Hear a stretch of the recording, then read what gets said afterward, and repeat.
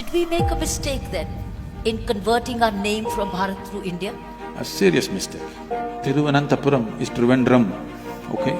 Chennai is Madras. We don't know whether we're mad or we're rascals. Like this, India, what does it mean? It doesn't mean anything. So we might hear Bharatvasi much more, Bharatiya much You're more. leaving us out, we are from the south. Then you learn a little bit of Hindi then? No, we won't. You won't? No. Why? I think this is one thing I would like to request the present Prime Minister. We must rename this country in a way it reverberates in everybody's hearts. Wow. Bharat means Bharata. Bhava means sensation. Because your whole experience of life is sensory right now. What you see, what you hear, what you smell, what you taste, what you touch are different types of sensations. So sensation is the basis of your experience right now. This is the fundamental of your experience. Bha means sensation, out of which comes emotion. Right. Ra means raga or the tune. The tune is not yours, the existence has already set the tune. You cannot set the tune. Now you have to just find the rhythm, which is the thala. If you find the right rhythm, you are a fantastic human being. If you miss the rhythm, you're crushed by the process of life.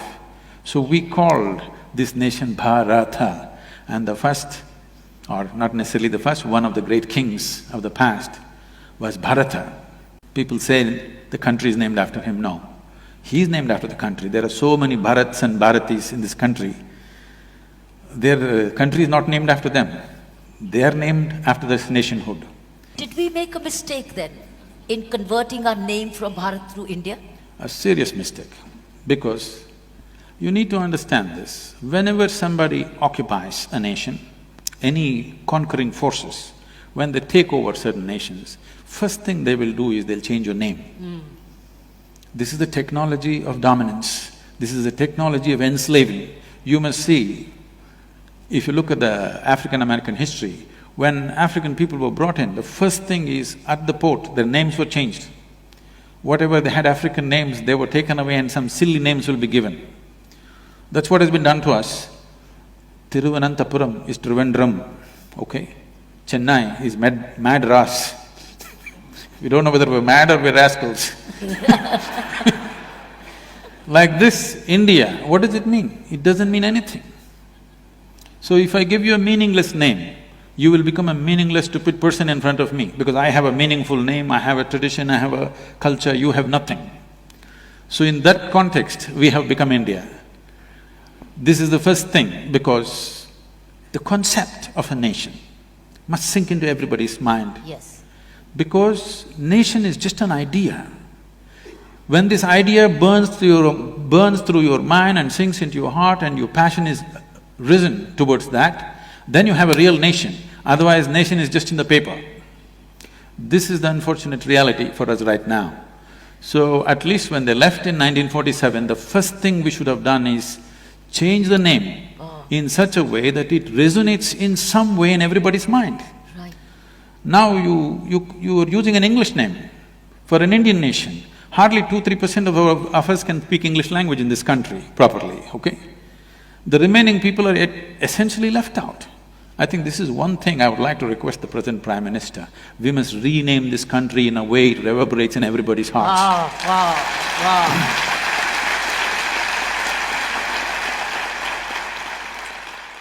I know a whole lot of intellectual crowd will say, what is in a name? Yes. Okay, call yourself Tobu, call yourself Momo. People are doing that. Yes. I'm not saying… I'm not against anything. All I'm saying is, when you utter your name, you must understand there is sound. Whatever we utter is only a sound. The meaning is only a psychological thing, a social thing. Right now if I say Kiran, it's only a sound. The meaning is psychological and social. Leave the meaning of it. The sound is existential and it has a power. Bharat has power. This power has to reverberate through everybody's hearts in this country. And the idea of what it means to be an Indian, the fundamental concept, 5 things you must know about being an Indian, this must get across. to every human being. Because if every human being who lives in this country, if his aspirations are not the same as the national aspiration, then you don't have a nation, you just have names. It is not just that the name will do everything. Name has to inspire passion in people for the nation. Yes. Right now, they have only hormonal passions going, there's no passion for the nation. Yes. Okay? Yes. So that is why what is happening to the woman is happening. Yes. So, it is not that a name is a solution for everything, but nationhood. Why nationhood is important is, why can't we think about the whole world? We can. But nationhood is the largest piece of humanity that you can be committed to right now. That's why a nation is important. When we say you are committed to this nation and its well-being, that means at least if not 7.2 billion people, at least you're committed to 1.25 billion people, which is a great step from being committed to your own personal well-being. Yes. So in that sense, nation is important. As a spiritual being, for me, I'm not a nationalistic person that way. I would like to look at every human being and every creature on this planet the same way, that's how I am. But nation is important because the scope of one's passion, involvement and concern has expanded beyond likes and dislikes of two people sitting here. I think with the return, as we notice, return of Hindi much more.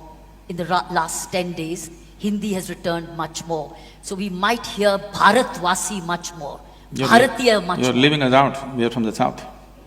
Then you learn a little bit of Hindi then. No, we won't. You won't? No. Why? That is why I'm telling you, it is not the sameness which binds us. We are different people, but we are fine together. That is the nation, that is the nature of this country. That is what has to be encouraged. Okay. You don't try to teach everybody Hindi, you don't try to teach everybody Tamil. I speak Tamil, you speak this thing, you eat paratha but I eat idli, I think that's the best thing, you think that is the best thing, it doesn't matter. But we have no issues. In the same family you can work… 5 people are there, they're worshipping 5 different gods, but no problem, in the same room. I don't see an imposition, I see more of a promotion. That's what I feel. That will happen anyway. We are in a cusp, where we are in a position today, we've got a decisive mandate. I'm not being political, but that's a political reality today. We have a decisive mandate today. Where does this mandate begin from? And where do we all fall in? Where do we fall in place? Because this is being webcasted and millions of people are watching you all over the world as Indians. I think we've got 2 responsibilities. One is a people's responsibility, I have the other decided is a leader's. from now on I will not use the word Indian.